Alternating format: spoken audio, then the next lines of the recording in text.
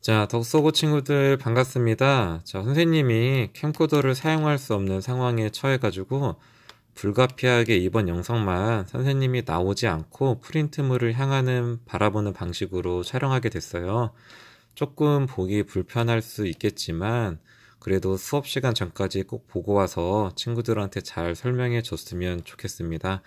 자, 이번 시간에 볼 내용은 조력 발전과 이와 비슷한 발전인 조류 발전입니다. 첫 번째 조력 발전이라는 것은 조수간만의 차를 이용해서 전기 에너지를 만드는 것인데요.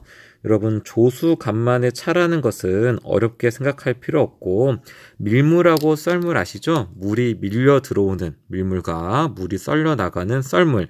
그럼 밀물과 썰물 사이에 높이차가 생길 텐데 이 밀물과 썰물의 높이차를 조수간만의 차라고 부릅니다. 그리고 얘를 두 글자로 줄여서 그냥 조차라고 부르기도 해요. 그래서 조수간만의 차, 조차, 밀물과 썰물의 해수면의 높이차는 모두 같은 말입니다. 아시겠죠? 자, 이 에너지로 전기 에너지를 만드는 건데 첫 번째 에너지의 전환 단계를 보면은 밀물과 썰물이니까 잘못 썼네요. 해양 에너지를 전기 에너지로 바꿔주는 거예요. 해양 에너지를 전기 에너지로 뿐만 아니라 이 과정에서 밀물과 썰물이 들어올 때 터빈을 돌리거든요. 우리 많이 배웠죠? 터빈을 돌리는 발전기 형태는 다 무슨 현상 이용한 거였습니까? 네, 맞습니다. 이것도 전자기 유도 현상을 이용해서 전기 에너지를 만드는 발전 방식입니다. 자, 먼저 이 조력 발전의 입지 조건을 한번 볼게요. 첫 번째는 조차가 커야겠죠. 아무래도 밀물과 썰물 간에 높이차가 많이 나야지만 그 높이차 때문에 많은 물이 강하게 흐를 테고 물이 강하게 흘러야지만 터빈을 강하고 빠르게 돌릴 수 있으니까 조차가 큰 대략 3m 정도는 돼야지만 발전이 잘 이루어진다고 합니다. 자, 두 번째는 이 만든 장소가 폐쇄된 만이어야 된대요. 폐쇄된 만이란 것은 별게 아니고요. 동해안주로 보면 우리가 약간 이런 식으로 해안선이 밋밋하죠. 이런 데다가 짓지 말고요.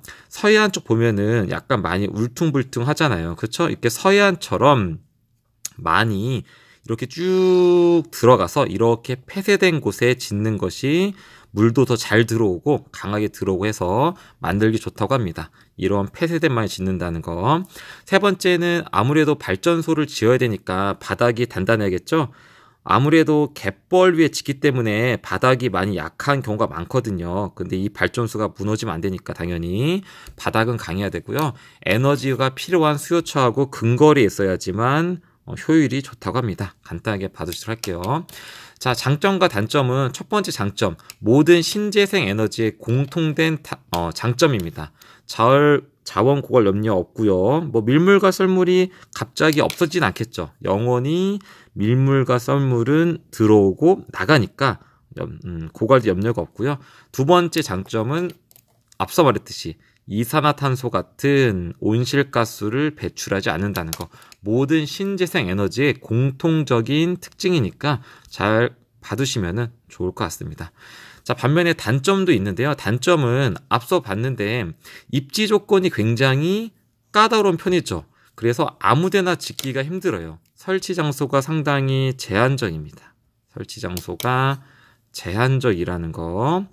두 번째는 얘가 아무래도 엄청 크게 짓거든요. 그래서 초기 건설 비용이 많이 들어요. 바다에 짓다 보니까 기술력도 많이 필요하겠죠. 비용이 좀 많이 든다라는 거. 근데 가장 큰 단점은 아무래도 갯벌 위에 짓다 보니까 갯벌 같은 해양 생태계를 좀 많이 파괴하게 됩니다. 이러한 단점이 있어요. 자, 봐둘게요. 자, 그림으로 보면 이런 식인데 그림 보면 알겠지만 지금 밀물이 밀려 들어올 때 약간 미니댐 같은 거를 쭉 만드는 거예요. 미니댐 같은 거를 쭉 만들었을 때 그때 위에서 만약에 얘를 바라본다면은 이런 폐쇄된 만에 짓는다 그랬죠? 이렇게 많이 있을 때 여기를 막아버리는 거예요. 미니댐 같은 걸로 여기 이렇게 막습니다. 자, 그러면 물이 일로 못 넘어오고 밀물 때 못 넘어오고 이렇게 물이 좀 차오르게 되겠죠? 그때 여기에 수문을 여는 거예요. 그럼 이 물이 쌓이는 이 높이가 있을 때 수문을 열면은 모든 물이 다 일로 통해 이동하게 되겠죠. 그때 여기에 발전기를 놔서 이동하는 이 바닷물이 발전기의 터빈을 돌리고 이 터빈이 또 자석을 돌려서 우리가 많이 배웠던 전자기 유도 현상을 통해서 전기를 만드는 방식입니다. 아시겠죠? 이 시화호라는 것은 별게 아니라 여기가 약간 호수처럼 돼버렸죠. 원래는 바다였는데 여기를 막아버렸으니까 호수처럼 됐죠. 여기 생긴 호수의 대표적인 예시가 시화호라는 거예요. 그러니까 시화호는 명칭의 명칭. 이 호수의 한 지역에는 명칭. 아시겠죠? 그러니까 너무 고민할 필요 없을 것 같아요. 자, 이렇게 조력 발전 받고 이번에는 조류 발전인데요. 조류 발전은 훨씬 간단합니다. 조류 발전은 이런 조력 발전처럼 미니 댐을 만드는 것은 아니고, 이런 미니 댐을 만드는 것은 아니고 그냥 바닥에 발전기를 설치해 두는 거예요. 바닥에 발전기를 그냥 설치해도 밀물과 썰물이 왔다 갔다 하면서 물의 이동, 즉 조류가 있겠죠. 이 조석 현상에 의해서, 조석 현상이란 것은 방금 선생님이 말했던 밀물과 썰물이에요.